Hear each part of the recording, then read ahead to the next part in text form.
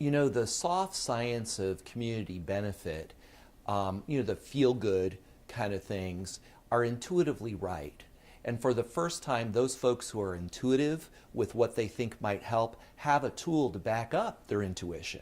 So they can really use this tool as a powerful way to prove their point, whether that's through working with a CFO on a sort of return on investment idea, or with marketing to say, look, here's where we really need to focus our attention for community benefit. If you want to serve our community from a for-profit perspective, you might want to go somewhere else. We're a not-for-profit organization, and the laws and the rules require us to focus it here. I've never had that power to have that kind of conversation before. I think the biggest surprise for me since launching is a concept that we talk about in front of the curtain and behind the curtain.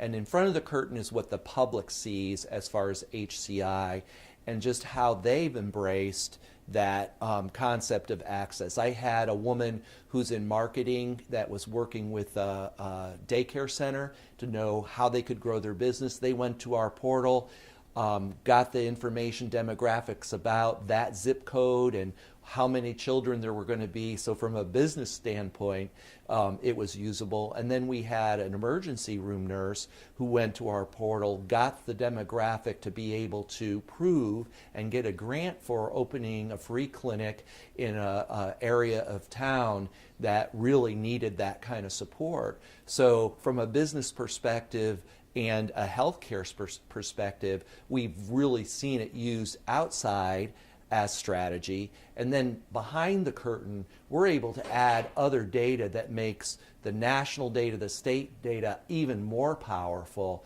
And folks are starting to come to us now within the network to say, hey, can you run these numbers for us, or what do you think? And never did I think community benefit department would be seen in a scientific way, more as a nice to have department, but not as a support our science department. You know, it really helps those folks that really haven't had a foundation of data to support their activities. And for the first time, there's a science applied to those applications of let's do some good things in the community. Because you can prove it, it's measurable, and then I know the needle can move one way or the other and support that activity, or just the opposite, say it's not working. And so many of them are, social issues that needle will move slowly, but if you can find an indicator, which I think is very possible now, that you can input into the HCI portals, you can actually encourage people by showing them that needle moving in some related fashion to whatever social issue it is that you're trying to address.